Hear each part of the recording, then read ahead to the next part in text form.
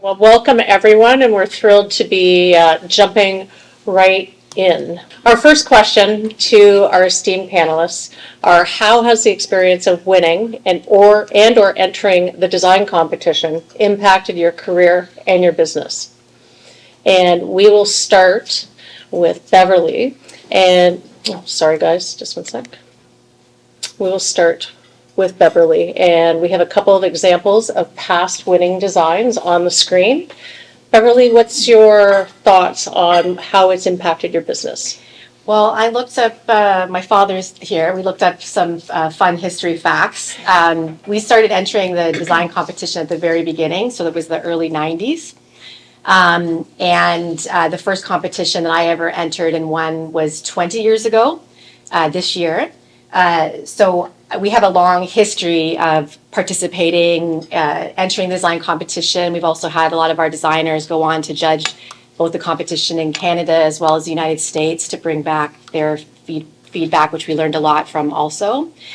But I think having such a long history of winning pretty consistently, like awards for our whole team, it has been pretty pivotal in the growth of our kind of design journey as a company. It's made us better designers. We challenge each other. We look forward to the next year. We constantly thinking of projects that we're doing to say, like, oh, if I could just convince the client to do this really interesting and unique thing, that would, probably put the edge on the design competition entry.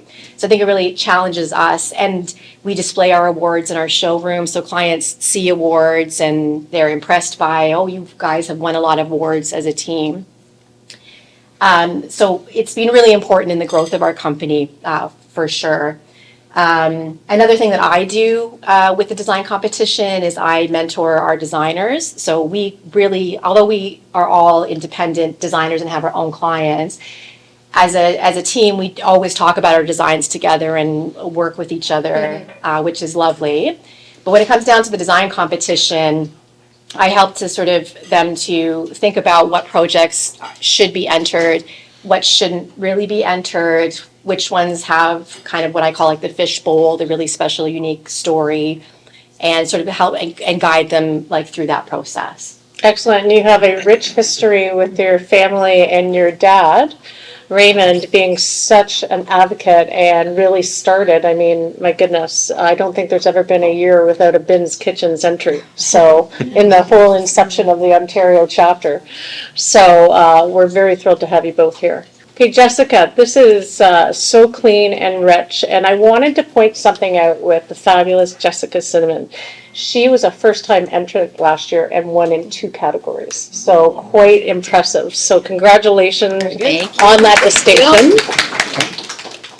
So you have a very unique perspective coming off that win and that experience. Can you weigh in on what elements that you feel you had incorporated into your designs that gave you that winning edge? I mean, last year it was our first time ever entering in any competition. We'd never entered in any design competition across Canada or the States. And just some peers had kind of pushed us saying, put yourself out there and just see what happens. We chose these 2 projects to be entered. They actually both were in the same category. We won first and third in the same category. Another lesson I learned, people suggested try to diversify and not enter in the same category. But we felt, both of these projects were very different from each other.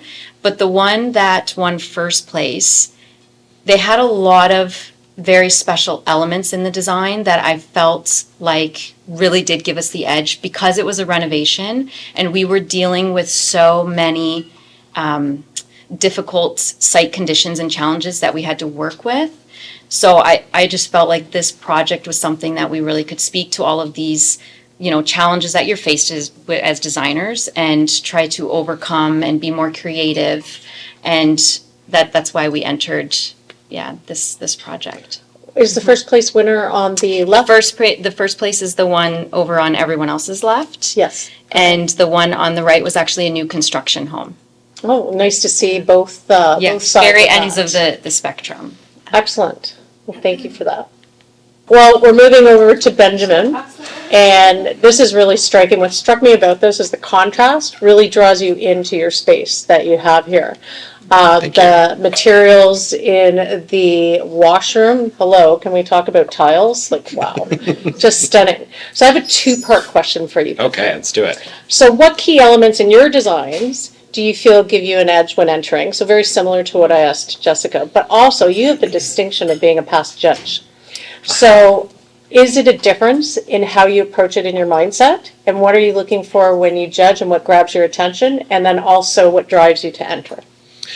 Okay, so that's I'm gonna tackle the first question first, Please but so when you're submitting for the awards, you sometimes have a ooh la la sensation money shot, pearl clutching, just beautiful shot that just looks amazing, and it has obviously a great design to it, and then you get recognized for it. But the cool thing about the NKBA Design Awards is it doesn't always need to have that ooh la la picture money shot. Sometimes if you present the designs properly, if you go into the design summaries and the drawings and everything works well together and it truly is a good design, you're able to be recognized for it through the NKBA design. So I really love that about the NKBA. For example, the last year I submitted and won for a project that was a bath. That was a good-looking bath. It was nice, but the design aspect to it was a lot more complex. And one of the things that what gave me the edge maybe is the fact that my design summary discussed the client specifically and how the client was recently divorced and she wanted to spend some money and build this beautiful spa just for her. So she just went all out and did this amazing design for herself. And that so at the Design Awards, one of the judges actually came up to me afterwards and said, you're the one that had the divorced lady who did the beautiful spa for herself. And that was really something that jumped out to us as judges because it had a little bit more than just the picture. It had a story to go with it. And I think with the Design Awards, you're getting all angles. You have the opportunity to provide a submission with all angles that is well designed beyond that. And the second question, can you remind me what that was? So because you've been a past judge, Right. And it's giving you that really unique perspective from both sides. Right. So basically the same question, but from the judging side. Yeah, so the judging, so I've judged NKBA Ottawa for a couple of years. I judged the BC chapter. I've done the Home Builders Association in Ottawa. So it did give me a really interesting kind of introspective look on what this is, because you're able to see all of the submissions at once, and you're able to, I found it incredibly inspiring to be a judge because you're able to see things that you wouldn't normally see. And we'll go into the design summaries and how I felt. I have some pointers that I'd like to talk about regarding the design summary from a judge's perspective, but we'll get to that a little bit later with those juicy tidbits. I think so, yeah. Amazing. I'm going to take away from that the pearl of the design. Touch my pearls, yeah? Oh, I love that. I love that. All right, so moving on. So perfect timing for the segue into the components of submission. So we've got the entry form, the design statement, the photo release, the design release, drawings, photography, and of course the fee finally. We're going to talk about a couple of those elements that we find, that we can help our designers and our members really enhance their submissions and guide them in the right way. So how do you approach the design statement? And I have to tell you, as co-chair, Irene and I last year sorting, I would say that prior to the entries, the number one phone call that we got were the design submission, and everyone was so overwhelmed and felt that it was quite a cumbersome task. And so we'd like to break down the components of the design statement and really understand how each of you approached it, and if you have any tips on how to make it a little bit easier.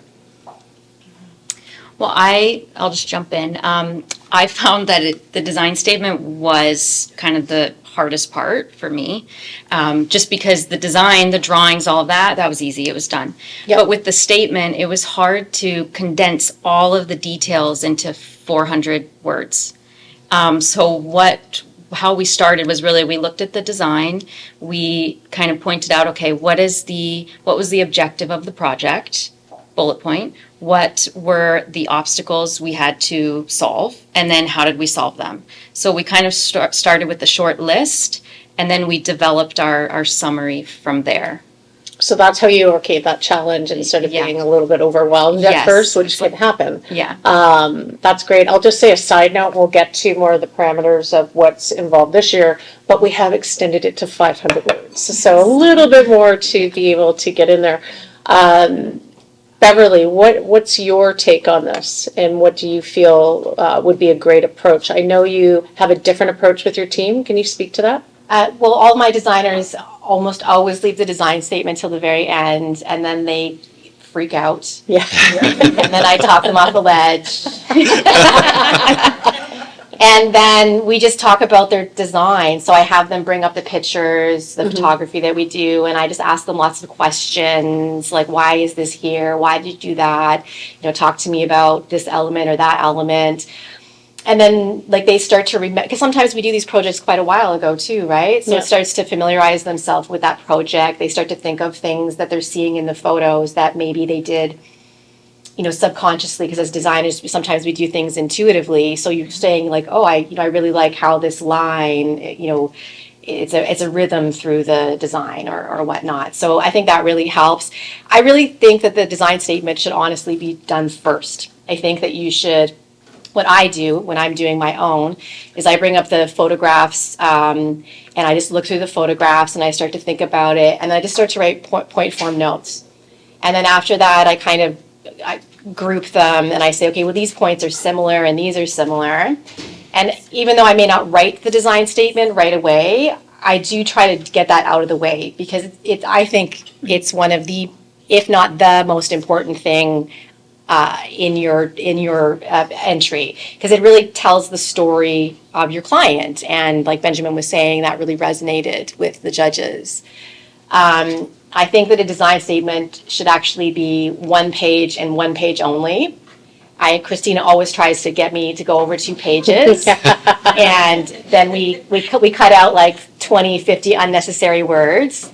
I think it should be point form notes, maybe with like a beginning paragraph to So being concise. concise, because these judges, I mean, same thing goes with the drawings, which I'm sure we'll get to, is that they have a limited amount of time to look through the drawings, through the pictures, through the design statement. And if you're writing an essay, they're just going to stop reading. I can guarantee it. Well, it's almost like when you're hiring people and getting a CV and you get a 5-page CV. Do you Yeah, ever I really read don't the need whole? to know where you went No. to high school at this No, point. and then you like horseback riding and picnics. Remove Yeah. the unnecessary Yeah. information. Yeah, and truly, no one's going to read 2 or 3 pages. Yeah, There's not enough time to do it. We need to be captivated within that 1 page. Yeah, and one more thing I'll just point out, Yes. and then I'll let somebody else have a turn, is I think it's really important to talk about the design principles and elements of design, because this is a design competition. And so if you've got to tell the story of why this is good design. So really showing the problem that you're solving, Yes, but in a passionate way with a story attached to it. yes. I remember in some of our discussions leading up, really emphasizing the story aspect and understanding the whole picture. Yes. So, If I may, yes. Awesome points. I totally agree. The one thing I just want to drive home is just from a judge's perspective, when you're going through hundreds and hundreds of these submissions and you're trying to kind of get the beef of it, and there are these flowery, verbose sentences which just have like, and it's repeated over and over. You really want to just cut it down to as little as possible. I'm going to read you a sentence, which may or may not have come from one of the things I've judged in the past, but it's for education. It was a sentence that I just resonated with me as being what you don't want to do. So here it is. Hopefully that person's not here. No, it's not. It's not this region, so we're good. Okay. Aiming for an elegant, simple, and timeless classic design with a modern country flair. The redesign focused on creating a space that feels both contemporary and inviting. So I'm like, That's a word salad. what yeah. does that even look like, right? You know, so it's just so many words. And I think the core is like the idea of doing a point form. What are the design challenges? What are the solutions? You know, beginning paragraph and then maybe a little conclusion or something it's the way I've always done it, and it seems to be very easy. And from a judge's perspective, it's just a lot easier to go through and see those details just hammered out really easily. That's a great example, because that almost feels like, I don't know, it's all over the place. So how do you approach when you're judging and sorting, what category, you know, just understanding where it's going with the design. So thank you, that was a great example. All right, so we're going to move over to when it comes to quality of drawings. So this is a big one. So with Irene and I, when we're sorting, if we can't understand the drawings, oftentimes it becomes disqualified. And, you know, there's different levels of drawings we know with the submissions. So we just want to give some tips and tricks on how to have a successful submission when it comes to the floor plans and elevations. Benjamin. Yes. Clear and concise drawings you have here, Thank you. especially being a past judge. And I'm sure you've seen some entries that have either way too much information or not enough. Yeah. What do you feel is a middle ground and how to approach it and what needs to be included? Well, you know, it does need to tie into your design. Everything that you're doing, everything you're submitting needs to perfectly go together. Back in 2016, I'll just tell a quick little story. Back in 2016, I submitted for my first NKBA Ontario Design Awards, and I put in iPhone photography. I did the working drawings that I used for the actual project. And I just, you know, it didn't win, right? I didn't win that year, and I thought, if I'm going to keep trying to get an award, I want to understand. So I reached out to the NKBA Design email, and Irene actually, which was so sweet, she reached out to me and she said, you know what, let's jump on a call for 20 minutes or something. And Irene went through some of the things that were kind of what we're doing right now, right? I took the leap to kind of understand what the design judges are looking for. You guys are doing the same thing today as well, which is fantastic. But you know, some of the things that Irene said were concise drawings, center lines, you know, the ease of reading the drawings, the line types. Like there's so many things that we just need to go back to the old NKBA standards. You know, if you're doing your AKBD or CKD, you've got that information. But if you don't, and you're still a member and you'd like to submit, it's a simple Google search to have all of that information in order to make the drawings the way that they're supposed to be. You're absolutely right, the conciseness of it and really having clarity on what's included in the design. One thing that we notice from the sorting and from judging is that oftentimes during construction, there's changes. And the drawings started here, but the actual's over here. So you need to make sure that you adjust your drawings. The judges check. They'll take a look at the photography, and they're going to take a look at the drawings. So that needs to be matched up. And then we've got one of your, is that a powder room or a bath room? Yes, it's the powder room. Beautiful. Yeah. Absolutely stunning. So as you can see, just overall, it's very clean and concise and easy to tell the story, to interpret the story from your design statement. Yeah, just as an example, we don't care about the fabric rub count on your fabric stools, right? Like that's something that can be delimited, unless it's for the design statement where you've tried to make a design that, you know, we were trying to hit something with that specific type of fabric. But yeah, that kind of stuff, take it out. Beverley, I love the herringbone detail on this drawing. So beautiful floor and beautiful design. You had mentioned you actually remove a lot of information and from the drawings when you're entering a submission. Can you speak further to that? So our drawings are quite detailed. We have a lot of information on them, a lot of nomenclature, a lot of like information the carpenter needs to go from an installation point of view. And although those are all very important and great details, again, the judges have a limited amount of time to look at these drawings. They probably spend, the feedback I get from past judges, they probably spend less time looking at these drawings than they do looking at your pictures and reading your design statement.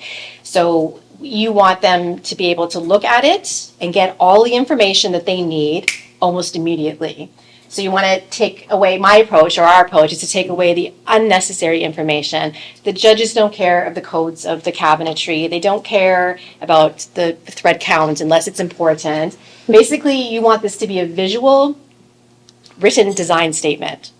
So everything that you want judges to know should be on this piece of information, and it should be able to be seen and noticed like immediately. And we play a lot with line weights. Sometimes we use color, but we actually really simplify our drawings for the design competition. That's a great point, and something that we want to also let you know, some of the submissions that we see, oftentimes, and we're thrilled that you're able to design the whole first floor, but we get the drawings for the whole first floor. It's just too much. We want to have the drawings specific to the space that you're entering for. I will also note, you made a very good point, with the dimensions, the judges will check the dimensions. I mean, some people will alter the dimensions to, for whatever reason from the original drawings. They will add up the dimensions to make sure that they add up to the totals and so forth, and double check the center lines. Oh, beautiful. What I love about this elevation, include notations on elements of the design that aren't obvious. And if you look on the left side, we've got the rollout shelves there. It helps tell that story. If there's unique design applications that aren't obvious to the naked eye, make sure those notations are there. And sometimes we do add like little details, like there's a shelf, a backslash shelf detail, and that was that was an important element of our design statement. So we did include that detail in this particular elevation. Stunning.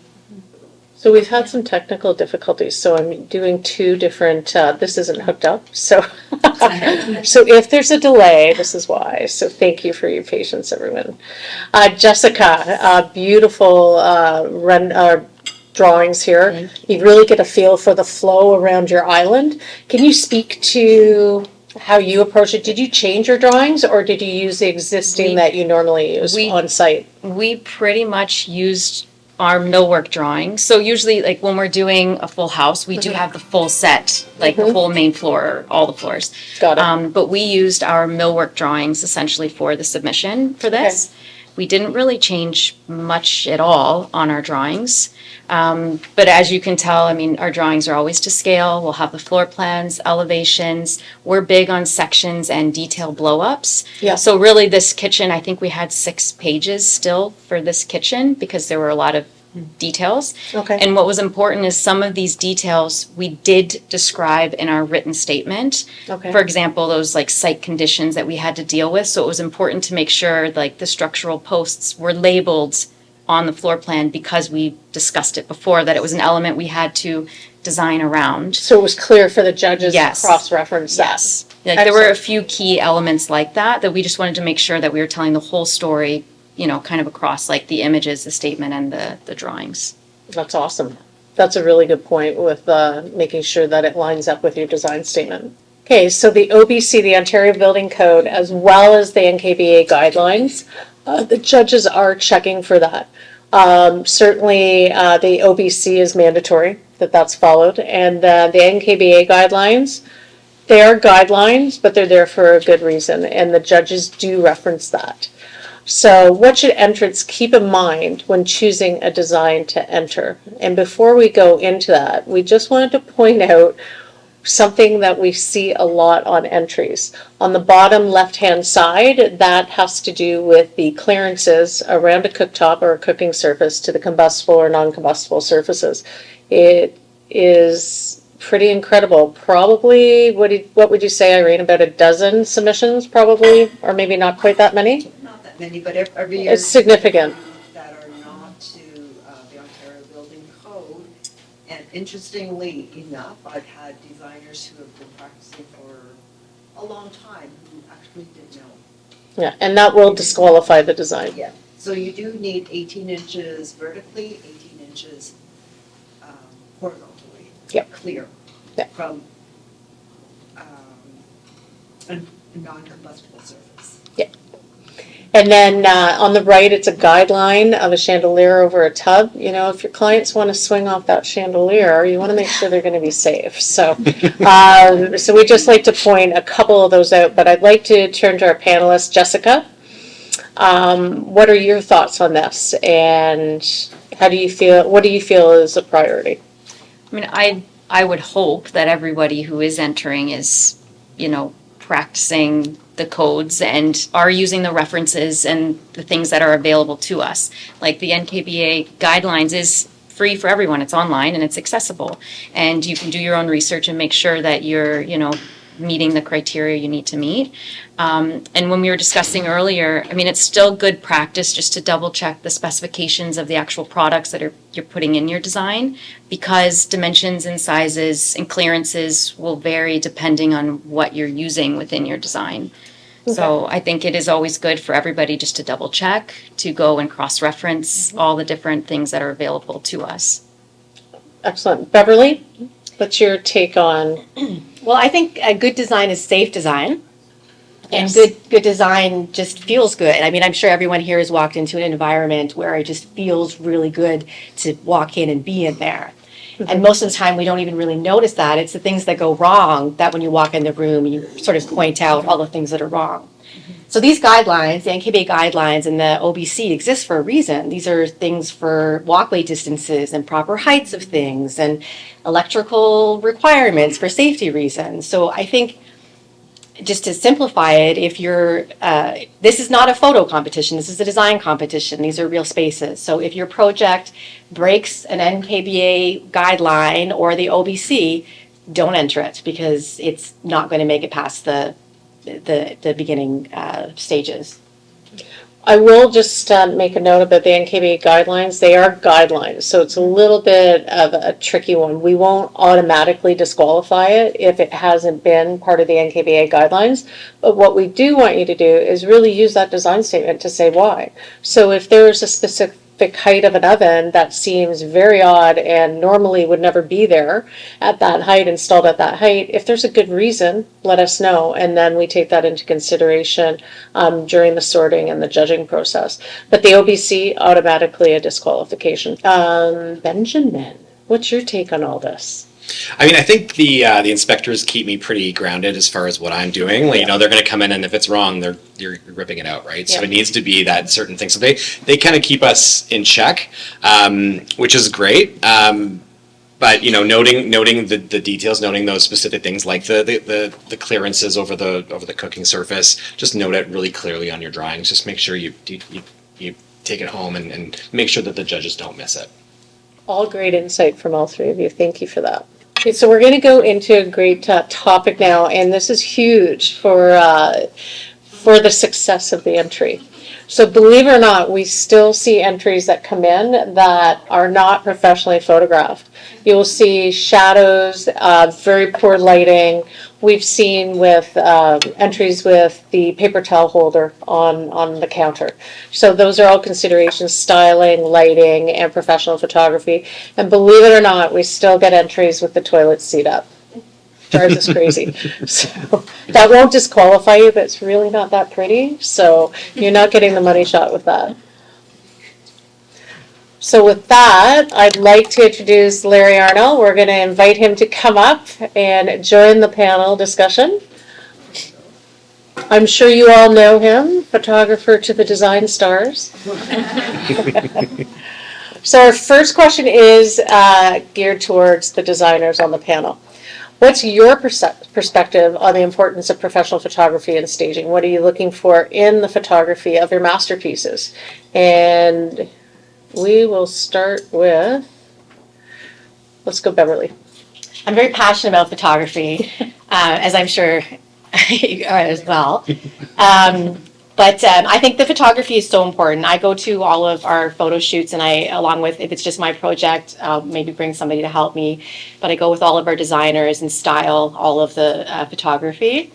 And I spend a lot of time pre-planning those photos. I think we discussed that some other people have a different approach. But I have all the designers take photos of what the kitchen looks like now. And I study them, and I think about the accessories that we're going to bring. I think about the camera angles ahead of meeting with the photographer and talking about it. I pre-send those photos to the photographer. I also send the floor plans and elevations to the photographer also, so that they have that information. But I really think of like the angles that I want to take. Then we haul all our stuff into the client's house, and we tell all of our clients ahead of time we are going to come into your home and take everything out and then start over. So that they don't get offended that we're taking all of their things out of their kitchen. I do like to bring back some of the client's personal items if appropriate, because they like that, and I think it makes it a little bit more personal also. But with our photographers that we use, I direct it with them. So we talk about the angles, we talk about, moving things around slightly. That's one of my biggest pet peeves, is moving accessories around in the photos. We talk about lighting. We talk about, all the shots we're going to take. So photography is very, very important to our firm, and we take it very, very, very seriously. One thing you had mentioned was time of year. So sometimes you have to Yes. delay a shot. Yeah. So I think sometimes these photograph shoots can go on for quite some time. So if you're going to be taking photos in the winter, if you start at a certain time of day, you only have a certain amount of time before that light changes. We don't like to use a lot of artificial lighting in our photography, like a lot of the overhead lighting we don't really use. So it's really important. Or if you're going to be taking a shot where you're facing a backyard and everything's dead and gross out there, then you might want to wait until the spring or the summer to go photograph that project if you're able to sort of time it a little bit better. So that's also very important we think about that also. That's amazing, because not a lot of people think of that, and that is really something important. And I actually hadn't thought of that, and until you brought that up. So Yeah, we shot a project once where we really didn't have an opportunity to shoot it, but so it was getting closer to winter. It had started to snow. We were losing the light, and but we had to finish this photo shoot. So the photographer had to go outside in the snowstorm and set up this elaborate lighting system to sort of try and cheat and fake the light that was happening earlier in the day. And I mean, you can never tell. He's also very good at weaving different shots together. But you're going to spend a lot longer with the photo shoots if you don't my opinion is, if you don't plan ahead and get it done, and with all those considerations. Okay. Yeah. Awesome. Jessica, what's your take on photography? I mean, my firm, we've only been around now 7 years, my firm, and since the beginning, we've been doing professional photo shoots, because I do find it so valuable to get those professional images of your work. To be honest, our starting is very much similar to Beverley's. We do walk through first, and sometimes I'm FaceTiming the photographer. I'm getting the pictures, so I know what the state of the home is like prior to us getting to the shoot. And we do style all of our own projects. So we will bring in our own accessories and we will style. And the whole goal is hopefully the client buys them at the end. But we always will have a few extra accessories for the day of the actual shoot. Just in case, just because something looks beautiful in the space, when you're physically there, it may not translate as well on camera, if the scale might be slightly off or something. So we'll always have extras. But adding to what you were saying, what I have learned is, in the past, I didn't get enough photos of the details of the millwork or just certain construction details. Okay. Lesson learned. So now, whenever we go in, we do have our shot list, and I also have my detailed shot list. So if there's a very special millwork or joinery detail that I've done, I want to make sure I get a good photo of that as well, especially if it's something that you potentially will be talking about in your design statement. It's good to have a photo to back that up. Or a countertop detail. Yes, any of the details, yes. So both of you have brought up a couple of good points that makes me think about the contract. So, you've got a beautiful space that you've designed, and, your client has a beautiful, what they think is beautiful piece of pottery they want, showcased on that beautiful floating shelf. Setting that expectation, how do you approach that in the contract side and the conversation at the beginning of the project so they aren't insulted? Because you touched on it, Beverley, absolutely, that it's a bit of a tricky conversation. So how do you handle that? Do you handle that within the contract? Well, we do have a photography clause in our terms and conditions that the client signs off on at the beginning, even in our design contract stage, where they're giving us permission to come into their homes to take photographs. Because aside from the design competition, like we all go and take photos of our clients' kitchens now, and then we share them with people. We share them with the countertop person, we share them with our project manager, and technically we're not allowed to do that legally unless we have their permission to do that. So that's why that's important. Setting expectations to not hurt their feelings with the photography. Like if I want to take out grandma's 1,000-year-old vase or whatever it is. Yeah. I just explain to people like what you see in the magazines and these pretty photos, like people don't really live this way. So it's just not like It's true. that's not what, that doesn't happen. Yeah. So, you know, if something looks very precious and delicate or looks like we might damage it by accident if we're trying to remove it, then we don't remove it, obviously. But I don't think we've ever really had anybody like offended that we've taken something out, because I think we set up pretty clear expectations before we take the photos. Great. Benjamin, what's your thought process on the importance of photography for your projects? It's important. Like I said before, with the first project that I submitted, I just used pictures from my iPhone. And that was back in the day when we actually had to mail in the submissions with the The wax hard pencil copies. on the back and printed out at Staples, and it was the whole thing. So now we're doing it online, which is lovely. But the photography is obviously very important. I will say, being on site, I mean, all that you both have said is phenomenal. I have a lot to learn from you guys.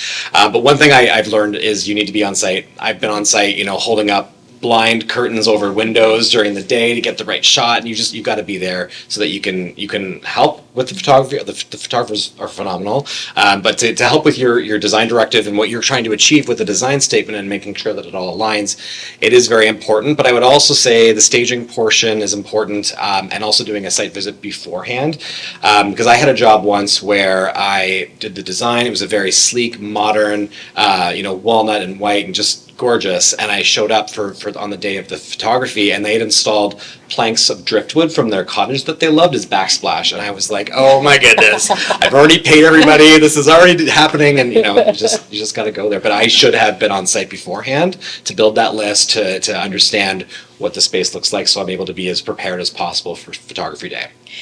One more thing I'll Yes, just add, please. which I think is really important, Yeah. is plan time to clean the kitchen or the bathroom. Thank you. Or plan it for when your client has their cleaning person in. Plan it, if you can coordinate it with that, because I have spent far too much time cleaning people's homes before we take photos. So you're gonna have to probably do a little bit of that, but plan it in your time before the photographer gets there. That's a great point. And photo clean is not living it clean. No, no, it's not. But you'd be surprised what I've seen. I've seen like dog hair all over a black floor and. Oh, I often say I'm probably the most expensive cleaner that will ever. well, this is a good time to segue into a question for our resident expert here, Larry. What's your perspective on the importance of? There was one thing that I kind of did want, I don't think, that I meant to comment on when Beverley was talking about the time of year and things like that. And sometimes we can't do that. Just logistically, it doesn't work out that, we don't have time to wait till spring to shoot something. We have to shoot it in the winter. And a lot of times what we'll do in that case is just blow out the windows, basically make them white. Or I've also on rare, but it's happened on occasions where I have a kind of a library of just like little out of focus trees and stuff like that, if we really have to, we can kind of cut out the window and put that there. So that it's not really what was there, but it looks prettier. better. Yeah. Yeah. And a lot of times we do that too, especially now in development houses and stuff where the houses are 3 feet apart and you got a brick wall in front of a window. It's like, I don't even know why you bother to put a window there, but and I get that request a lot of, Yeah. is there anything we can do about that brick wall? It's like, well, how do you feel about these trees? Yeah. Well, if we go back to basics, can you give our audience advice if they haven't hired a professional photographer, how to find one? Of course, you'll all hire Larry. Yeah, But you should when you're be an older gentleman, graying hair, around 6'3", bit of experience. But if you don't hire me, Yeah, but if you don't hire Larry, how would you approach hiring a photographer I think if you've I- never hired one before? well, I think it's important to ask questions. Yeah. Things that you're looking for, you probably don't want a real estate photographer. God, no. Hate to say that. Good point. Mainly because, and not to say that there aren't some that would be good, but typically the mindset of a real estate photographer is to use as wide a lens as you possibly can and shoot the entire house in one shot. Is kind of what it feels like, and it's the perspectives are wrong and everything. And the lighting's usually not that great, and they're just bad. What you probably want is someone who's going to come with a computer or some way of looking at the images, not on the back of the camera, so that you can do the scrutinizing the stuff like these folks have said, looking at, well, let's move this decor a little bit, the faucet's not aimed quite the right direction, or any number of other, design considerations that need to be taken into account. It's really, really important to be able to see it on a bigger screen, and it's a very collaborative process between the designers and the photographers and anybody else that happens to be there. If you're shooting with a magazine or something, they have their input as well. Stylists have their input, so that we get the shots to be as good as they possibly can be, and so that they show the vision of the designer of whatever the space is and the angle on the space is. My personal feeling is adding, somebody that brings up lights is a good idea. Yeah. There are a lot of photographers, and some of them do a really good job of shooting just with whatever light's in the space. But I find that 99.98% of the time, there's a benefit to adding a little bit of extra light to kind of balance everything, because what your eye sees and what a camera sees are two different things. And it always helps just to kind of fill in shadows or add a little bit of light, or maybe it adds a bit to just the impact of the shot to have light coming from out of a servery into the kitchen. It's like there really isn't any there, but you don't see that. So or if you're shooting, for example, you're shooting a kitchen and the servery's in the background, and the servery's going to be dark. You want to put some light in there so that you can actually see what's going on beyond the main space. Got it. But so the things I would look for, somebody that shoots specifically interiors, not a real estate photographer, because as much as I can shoot fashion photographers can shoot interiors, neither one of us do the other as well as somebody that does it all the time. Yeah. I would look for somebody that's going to bring a laptop or an iPad or something to be able to see the images larger than the back of the camera, so that you can do that scrutinizing. And those are probably the most important features, I would say. Okay. That, and again, the lighting, and I bring an assistant so that I don't need to have these guys holding stuff. Holding that blind or something like Yeah, that. like a blind. Script. Well, Benjamin's I for don't know. hire. There you go. Yeah. Well, the next question would be though.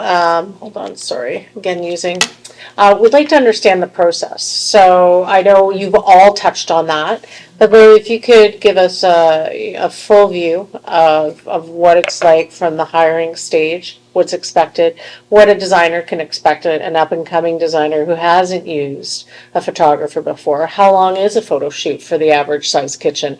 How long does it take to get the finished product post-photo shoot? What to expect with staging or working with a stylist? That's a lot of questions. How long it takes, honestly, depends. Yeah. What it depends on are how many angles you're going to want, how many details there are. I mean, I shoot with some kitchen designers and stuff, and they're like, it's really a kind of a basic kitchen, but we like the overall. But there's nothing special in any of the drawers or anything, so we don't need to shoot any of that. I shoot with others that, which is kind of a cool thing that you guys can do in the last year or two, is putting like outlets inside of drawers Well, that you didn't used to be able to do. apparently we can't again anymore. Our electrician refuses to do it again. Yeah, So, same. Yeah, But I've shot a lot of, in the past year, I've shot a lot of those. yeah, I know. That people, they want to shoot that kind Yeah. of a detail, or like Yeah. the mixer stand that raises up and becomes its own little shelf, or, all kinds of different details. So adding those detail shots. Those things take more time obviously, because yeah. that's more Yeah. stuff. Honestly, the biggest issue with it is the more stuff we have to clean. Yeah. Yeah. It's so true. It's so true. Open any drawer, door. Yeah. But typically, I would say you can expect a kitchen will take you minimum an hour, hour and a half. I generally tell people figure on 2 hours, and maybe we'll get done a little earlier. Okay. I've had kitchens that have taken 4 or 5 hours, depending again on the scope and what we need to shoot of it. Got it. So what is once post-shoot, what is the expectation of turnaround to get the finished product? Obviously it Well, depends that's on your going to vary schedule. based on the photographer. Yeah, In my case, 2-3 days. okay. Basically, the way Impressive. the way it winds up working is sometimes a little less if it's an easier job and it's Yeah. not a busy time of year.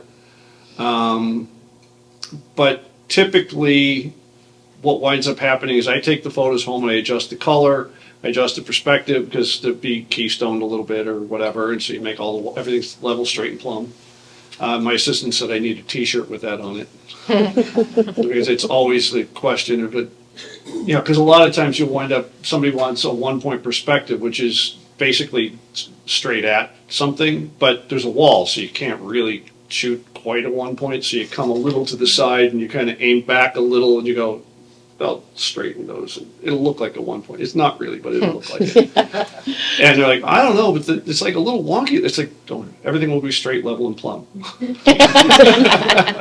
So when it comes to a typical contract, are the rights to the photography included? Well, I've heard some photographers won't include the actual rights to the photography and some do. So it's an ongoing. Jessica, you're nodding your head. Did you want to speak a little to this? Well, just in my experience, I mean, you just need to understand really, I guess, the contract or whatever photographer you're hiring to make sure like you have the rights to, yes, use the photos, social media, marketing, publications, just make sure you understand what you're allowed to do with these photos. Yeah. And if other people are going to be allowed to use them. So oftentimes for us at least, because we usually are shooting full homes. So I mean, our shoots are usually like a full day. And even though my team is the one driving the photo shoot, we're partnering with our builder and maybe our mill workers. So we're all sharing the cost of the photography, which really helps a lot. But there's extra fees associated with that just because those other, companies, they have to buy the rights as well. So it's just understanding what other fees are potentially involved, and even knowing if there's going to be extra charges if you are in major publications, if the photographer gets paid for those extra publications for, using the photos. So Great, that thank you. makes And sense. some people charge Yeah. for retouching. Yeah. There's a lot of things. Yeah. It depends It depends on on who the you- photographer kind of a thing. And it's something to ask up front because you don't want to be surprised with stuff. I mean, in my case, it's a set, what the fee hourly or by the day, depending on how big the project is. It's a set rate. You can do anything you want with it, short of reselling them, or like if in the event, like Jessica's saying, you're going to share the bill with people. I do charge an additional percentage per third party that wants to use them. Okay. And then if they're going to use them for if Cambria decides we love that kitchen and we want to use it for their marketing and stuff, I negotiate directly with Cambria. Yeah, our and I- marketing And I department reaches split out. whatever we wind up getting as the cost of you guys using it. I split that with the designer. So that brings us to a really good point that when you do invest in professional photography, if there's opportunities with brands to be showcasing that, you get a little extra fee, Some but people that, do, some people you're don't, set but- up for that, to have that share, yeah. Yeah, so, but having that opportunity to get your name into even more, more publications or more exposure it's huge. So, thank you for that answer. I have a question for Larry, if that's okay. Yes. Is there something that us designers do consistently that makes it more difficult for you to take photos that you wish that we didn't do? We're perfect. Answer. No, I mean, honestly, no. Okay. You know, the biggest thing that I try to impress upon designers, when you already hit on it, is cleaning. Because you walk into a space and you go, it's clean, it looks clean. And then we kind of walk in and go, oh, somebody's been standing on the bottom of this. And we need to clean that. There's a footprint. And these marks going up and down this, we're gonna clean it or we're gonna retouch it, one or the other. And those kinds of things that people don't notice, and I will say particularly with darker tone cabinetry, Yeah, you would think that hides stuff as opposed to white. White's way more forgiving Yeah, and it easier is. to shoot. Anything that's got dark cabinetry, I know I'm adding at least 50% of the time on the retouching because I'm going to have a lot of stuff that I'm going to have to clean. You can't even see with your naked eye, but when I look at it at 100% on a 100 megapixel photo, it's there. I find it. Got it. That's a very good advice. I have a question as well. Would you say the cleaning is more expensive or the retouching afterwards is more expensive for the designer? I prefer not to answer because Yeah, exactly. because it's going to mean a lot. Oh, that's right. Fair. I personally don't charge for the retouching. Okay. I just sit in front of the computer late at night going, But I think it can become difficult and start to look photoshopped potentially if there's really obvious things. Yeah.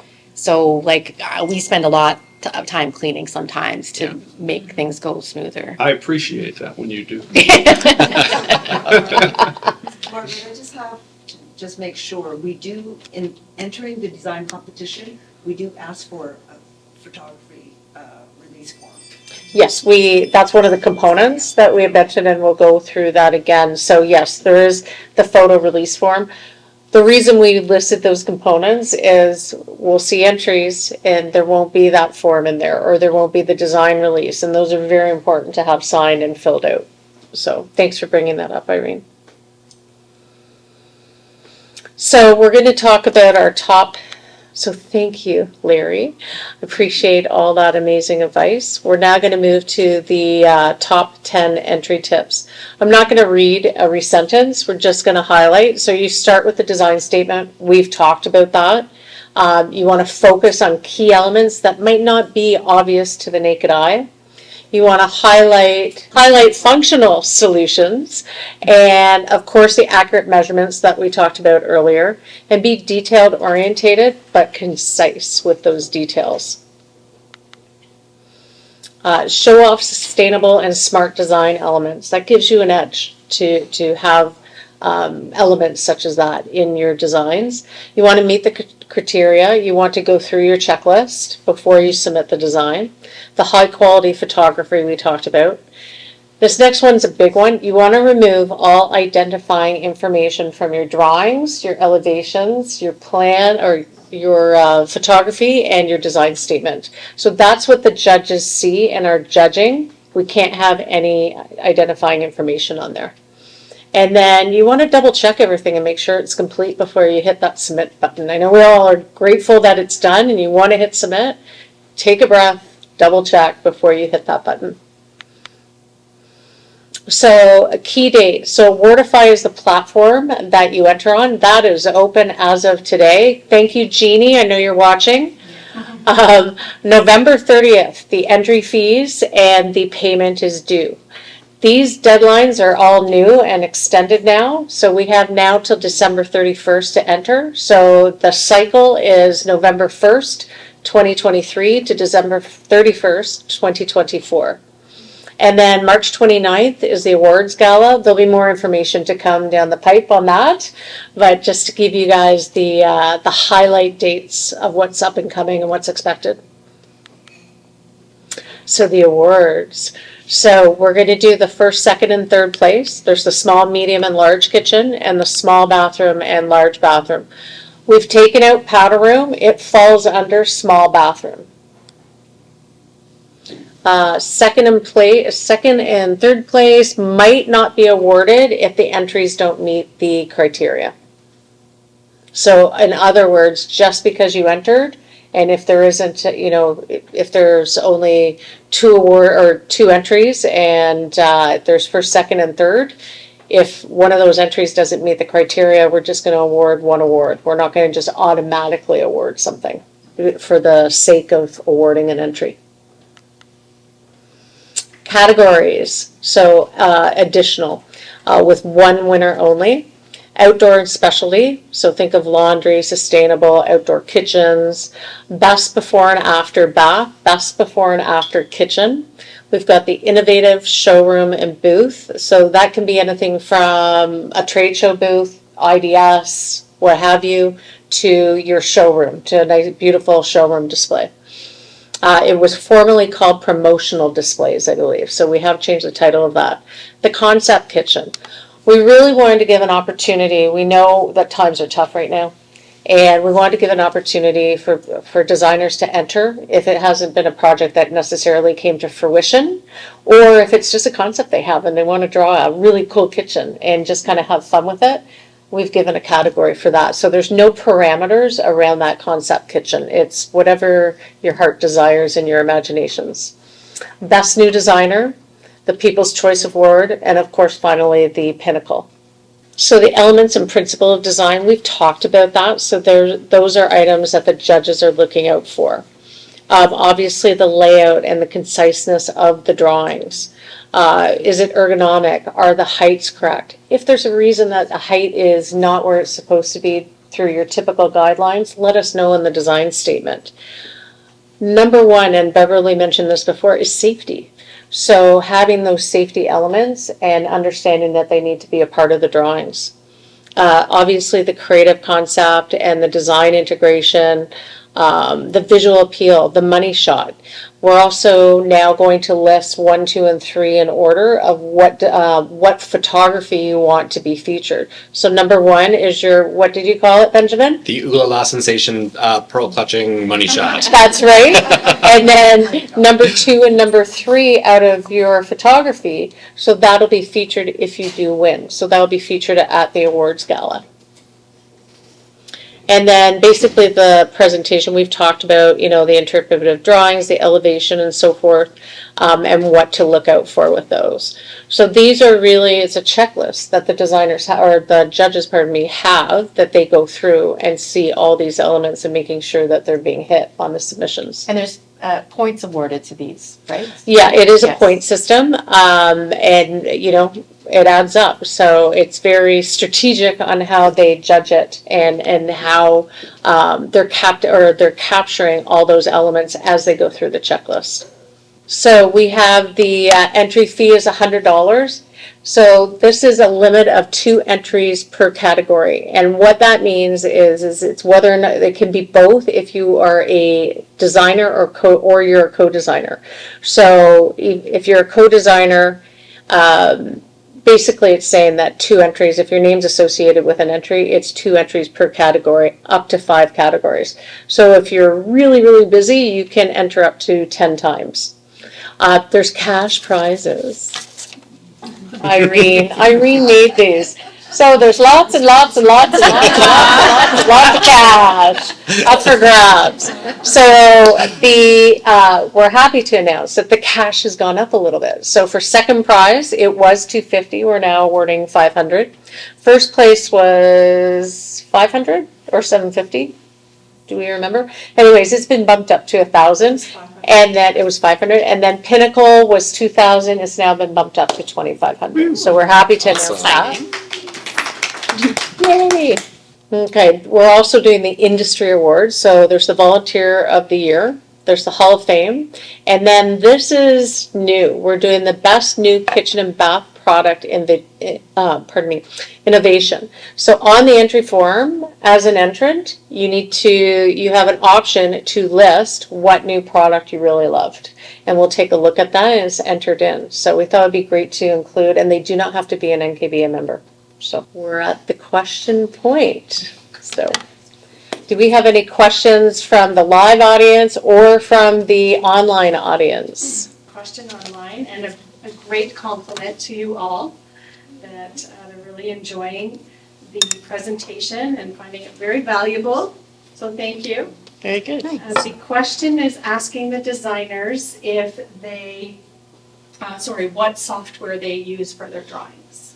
So what the question to the panelists, what software are you using for your designs? AutoCAD, Chief Architect, okay. AutoCAD.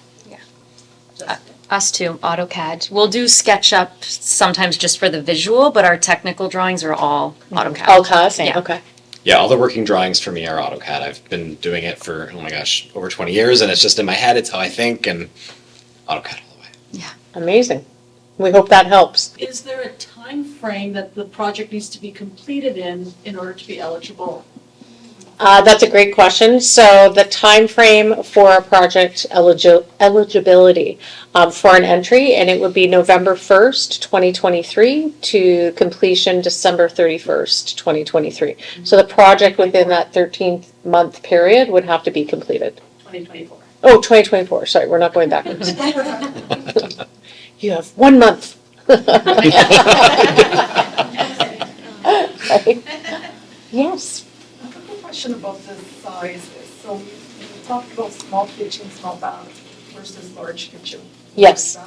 Is there like a square footage associated with what would be considered a small kitchen or a large kitchen or whatnot? Yes, there is, and I don't know it off the top of my head. It is on the entry form. Do you know it off the top of your head? I don't, but you can find it. We will be sending you the Awardify link tomorrow. It's Yeah. live, as we said, so you will also see in there all of the finer details that you're looking for in there. And for those of you online, that was regarding the square footage requirements for the different size categories. I think, well, let's go. We have another question over here. Hi. Wondering if you're including any renderings in the application.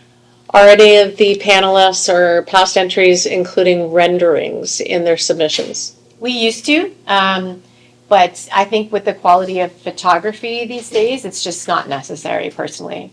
Okay. Jessica, do you echo that? Same, yeah. We just do our AutoCAD drawings and then the professional photos. And I think in the description it says CAD or working drawings, like actual drawings, but then if you would like, you can also add it in, but it needs to be the actual working floor plan, elevation, etc. So yeah, basically to enhance the story if you need if be, you needed to be but enhanced, to all of your points, the photography really takes care of that. Margaret, I have one point. Regarding the square footage, before you enter, when we look at the square footage of the kitchen that you've entered, it's anywhere where there's cabinetry, you would have to include that in your square footage. So if you have the servery a little bit further out and your kitchen is relatively small, you still have to count that. So If it's shown in your drawings, that's what we count. absolutely. So for those of you who are with us virtually, entering into the size category when calculating the square footage, it's anywhere where cabinetry may be. So for instance, in a kitchen, if there's a servery, that square footage needs to be included. And thank you for everyone joining us virtually. Well done, and we will be sharing the recording as well. Thank you very much. So share it with all your friends. Goodness. This is so nice. Thank you. Thank Have a you. great night.